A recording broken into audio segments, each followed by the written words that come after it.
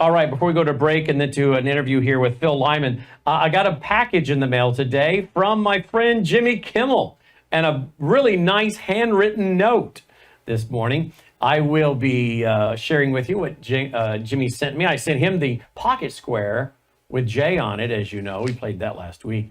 And he says, I have a gift coming your way too, Brand Dog. And sure he did. He's a man of his word. And he sent me a nice handwritten note and a gift, which I will be showing you this week. I think I'm going to wait and debut it when I get Mike Lindell on the broadcast with me, because I think Mike's going to be jealous. And I think Jimmy thought Mike might be jealous as well from the note. So I just a little teaser. Be on alert. Don't miss the show this week, because at some point this week we're going to unveil what Jimmy Kimmel sent my way this morning. All right, let's take a quick break. Come back. We'll go to my interview with Phil Lyman. We'll be right back.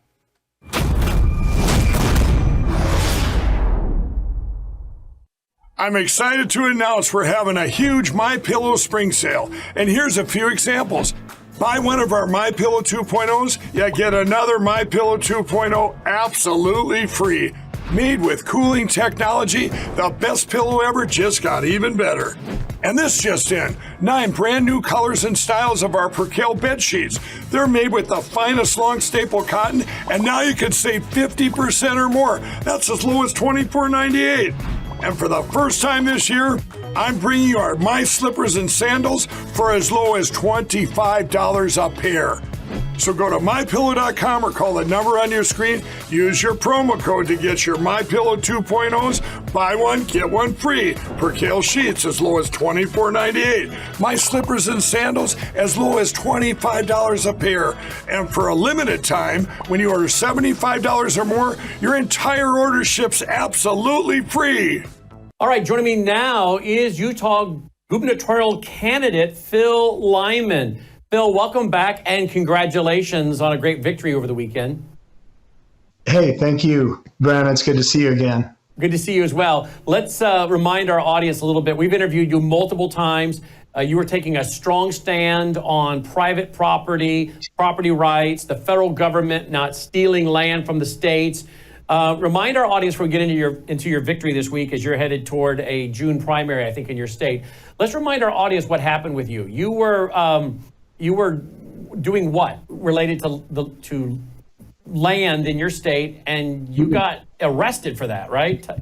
Remind everybody who maybe doesn't remember. Yeah, so I did get prosecuted by the U.S. Attorney's Office and the Bureau of Land Management for a conspiracy to trespass, a misdemeanor. Ended up spending 10 days in jail, got a pardon by Trump. I was county commissioner at the time. I was on a county road. It was perfectly legal. After getting out of jail, I ran for the Utah House of Representatives and won there by a landslide. And then after that was pardoned by Donald Trump. And now I'm running for governor, largely because I'm still frustrated when I see the weaponization of federal agencies or state agencies, when I see collusion between government and people that they're not supposed to collude with, and how it turns out hurting people at the bottom of the food chain there. Yeah, absolutely. Let's go to this slide shot here. I have, look at this. Election alert. Phil Lyman defeats Utah governor, GOP incumbent governor at the 2024 Utah State Republican Convention. Phil Lyman, 67.54%.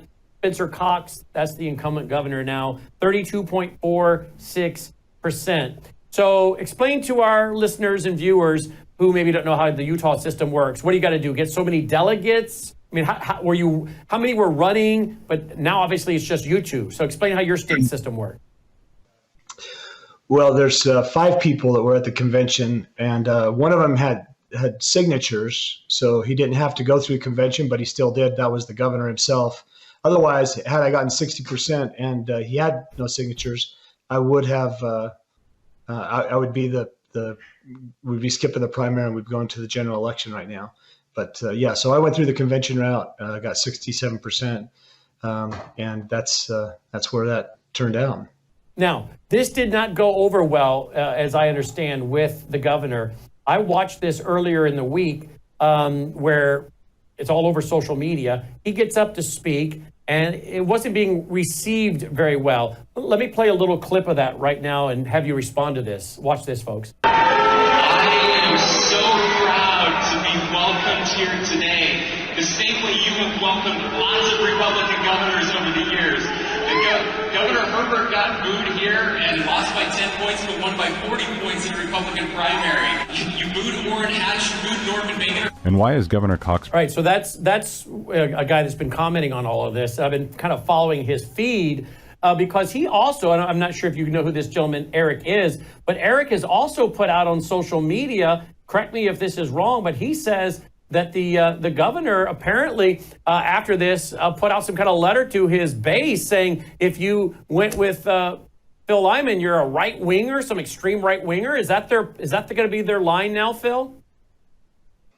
Yeah, I mean, we've been called right-wing extremists by foreign nations and by Democrats, but never by the governor and never by our own governor, and especially to the group of 4,000 delegates. These are the party faithful, the people who have dedicated. I mean, some of those people were there before 6 a.m. and were there well after midnight, so 18 hours. And in the middle of that, they get called right-wing extremists by the governor. It's really poor form and offensive to people, whether you're on the right or on the left or on the middle. It's kind of offensive to hear the governor refer to people like that, especially when he's the one that preaches about disagree better. So. And he goes around using pronouns, right? He likes to give his pronouns, I've read. Yeah, that's right. Yeah, he's a very compassionate, quote unquote, person. Uses his pronouns and stands up for boys competing in girls' sports and things like that. He stands up for girls competing in boys' sports and boys competing in girls' sports, correct? Well, he vetoed the bill that would have prevented boys from competing in girls' sports. And Riley Gaines was out there with you, and I've had her on for interviewing you and her, who are speaking at several events related to that. So he's fine with boys crossing over and competing in the girls' sport. Right. Yes. So it seems like it's a pretty clear choice for the folks coming up in June in your primary between you and the current candidate, right? The current governor? Well, from my perspective, I look at things that this governor does, and I think there's no way that the people of Utah will elect this person. I think he's unelectable from my perspective. The problem is that the media tends to love him. He's got a lot of support from the left, and he feels really emboldened to be able to come out and speak that way to a group of Republicans. You can tell that he feels pretty emboldened that he's got this in the bag, and it'll be an uphill battle. He is the incumbent, and we're going to work very, very hard between now and the end of the primary election cycle. Well, he doesn't only have the media apparently in his corner. I'm reading, Phil, bless you. I'm reading, Phil, and correct me if I'm wrong, because again, I'm doing my research pretty quick here because this is a real developing story as to your great upset over the weekend. But I'm reading on some communications here that he's getting funding from Democrat sources. Is that true as well? Yeah, a lot of money that's coming from Democrat sources and like the NEA and then locally, his funding's coming a lot from the people who get the no-bid contracts through, during the COVID administration and things like that. So his support is definitely from something other than the grassroots Republican right-wing folks. So this is the Uniparty. We've spent so much time talking about the Uniparty and how some of these folks in the Democrat Party, the Republican Party, you could put them in a bag and shake them up and dump them out. You wouldn't be able to tell them apart. Well, if he's getting help from the media and funding from Democrats to be the Republican governor again in Utah, this is obviously, a perfect example of that Uniparty. I don't know if you know who Eric is here, but he said yesterday I shared a video contrasting the gross hypocrisy of our Utah governor, he/him Spencer Cox. Also yesterday, he/him sent out an email to his base saying that everyone who didn't vote for him is a, quote, right-wing extremist, end quote. Really?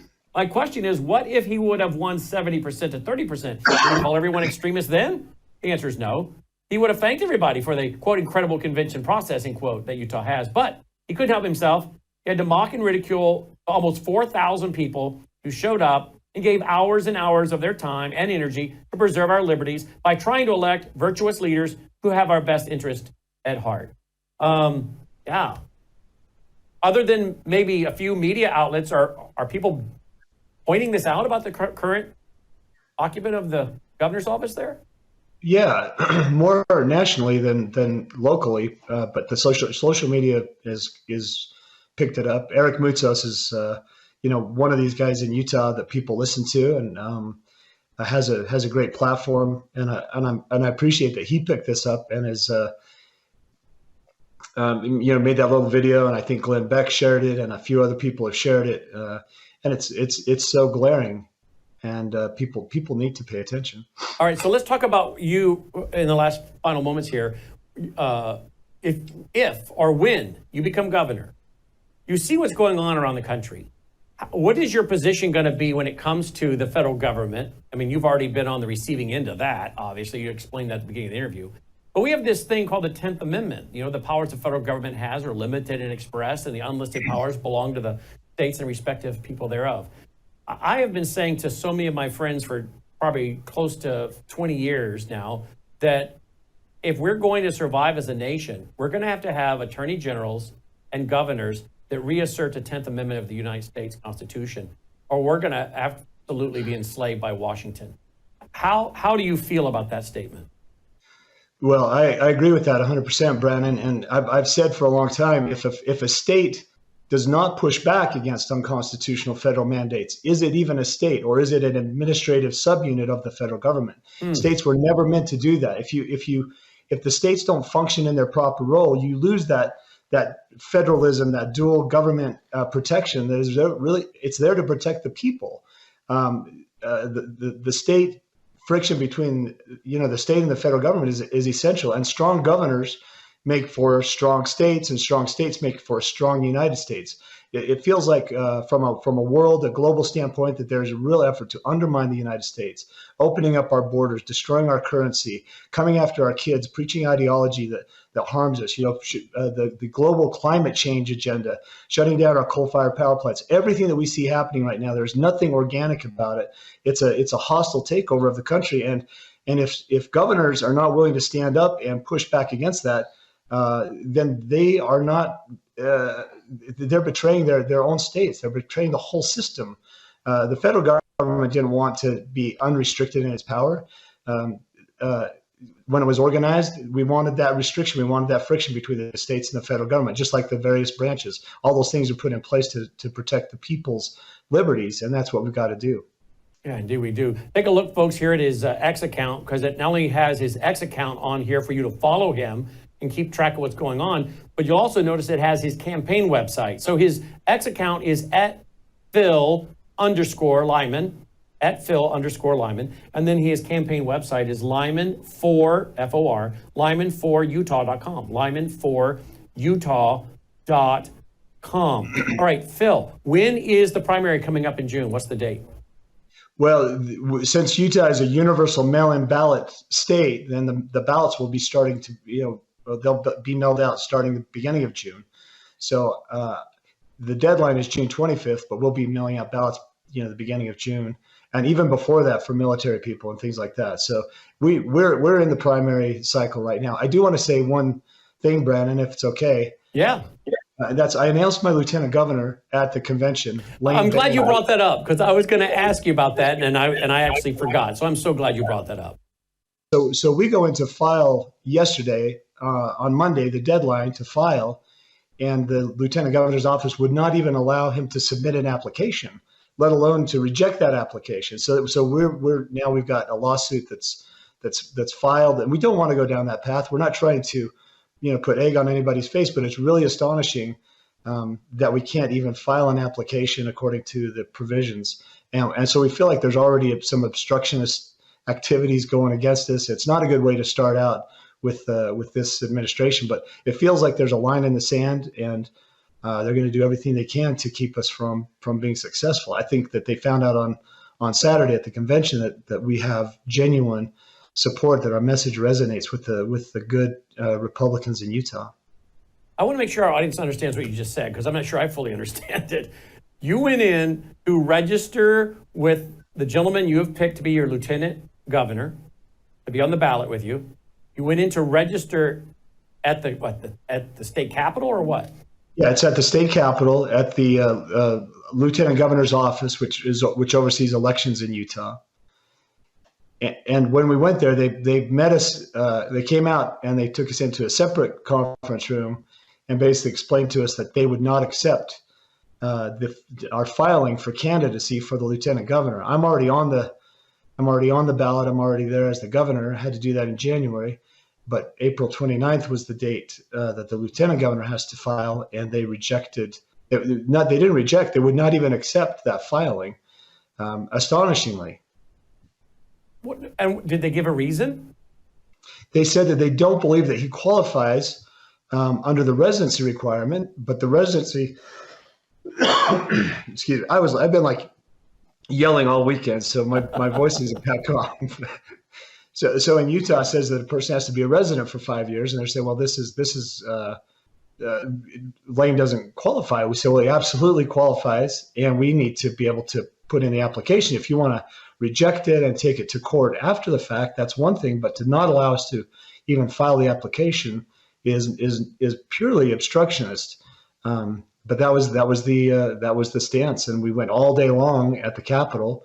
Finally, we had our attorney file a motion to basically allow us to get our application filed, and that's going to play out this week. We'll see how it plays out. How long has he lived in your state? Excuse me? How long has he lived in your state? He's been here 30 years. Wait a minute. I don't see. This isn't all rehearsed, folks. So I don't know sometimes the answers, the questions, the answers I ask. Okay, they're saying he hasn't lived there long enough to be a candidate for lieutenant governor. You have to be in your state 5 years. He's been there 30 years. He's lived in Utah 30 years, and this. I mean, to be fair, they're saying that it has to be immediately preceding the election, but that is not at all what the language states. In fact, the language states almost the opposite of that. And we're saying he qualifies. He's a resident.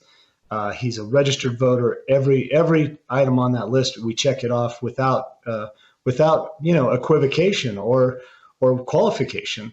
And yet they come back and say, no, we're not going to accept his application. So here we are now having to go to court on this issue. So the deep state, the uniparty, whatever you want to call it, clearly the uniparty, if you got a current governor, Republican, being funded by the Democrats. So you have a uniparty that's clearly not only opposing you, but now opposing your lieutenant governor pick.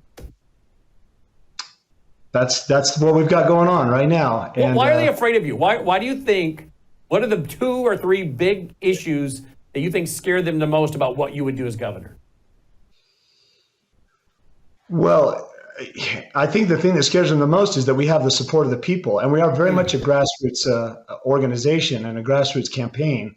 And I don't want to be, overconfident or hubris about this, because all we want to do is make Utah a better place.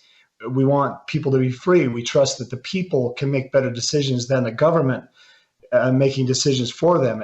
History bears that out, and we're advocates of the people. Governor Cox has been advocates of the government and of the federal government, and we're changing the narrative on that. Not because we dislike Governor Cox, but because we like freedom, we like liberty, and we believe that the people in Utah prefer to be free, whether they're on the left or the right. Freedom means freedom, and it turns out that that's kind of important to people. When you mask their kids and force companies to enforce a mask mandate or a vaccine mandate. When you arrest parents for attending a school board meeting and expressing their opposition, and when you condemn people right and left, as this governor has done, it tends to, come back on you. Wow. Well, you're for freedom, rule of law, parental authority, 2 genders, no political correctness, no mask mandating, no forced shots. You're for the right of the states, the 10th Amendment. You don't want the federal government stripping you guys of all your land and resources. There's quite a bit there for the deep state or the uniparty and the liberals to oppose. But no wonder the people are with you, and no wonder you won there at that convention 67.54% to Cox's 32.46%. All right, folks, look, you need to follow him. Here it is again on the website. You can follow him on Twitter at Phil_Lyman. His website, lymanforutah.com. And Phil, you're welcome back here. We're going to be following your race, and we'd like to interview you after your victory in June with the primary. All right. I'm always glad to come on, Brannon. I really appreciate talking to you. Same here. Our audience appreciates you as well. Thank you, sir. Bill Lyman checking in. Check out his website, lyman4utah.com. You got some family and friends in Utah. Maybe tell them, that what he stands for. Tell them about our website.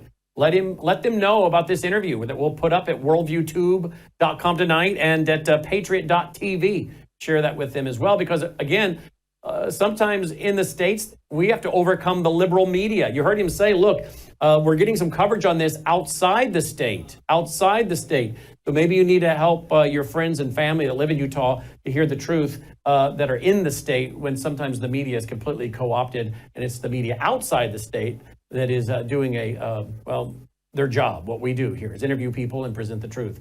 So there you go, lyman4utah.com. All right, we'll take a quick break. We'll be right back after this.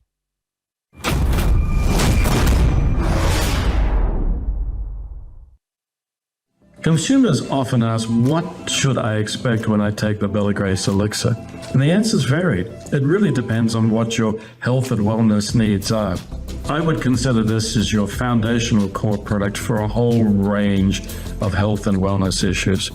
Let me give you a few examples. If you're a little bit older and you have some joint health issues, some problems with mobility and discomfort, the elixir is going to be your best friend. If you have some skin health issues, wrinkles, hydration, aging, all of those elements are going to be benefited from the elixir, including age spots. Now, if you're in a younger demographic, maybe visual health is where you need some assistance. Eye fatigue, dry eyes, all of those are going to be benefited by the elixir. It's a core product because it benefits so many.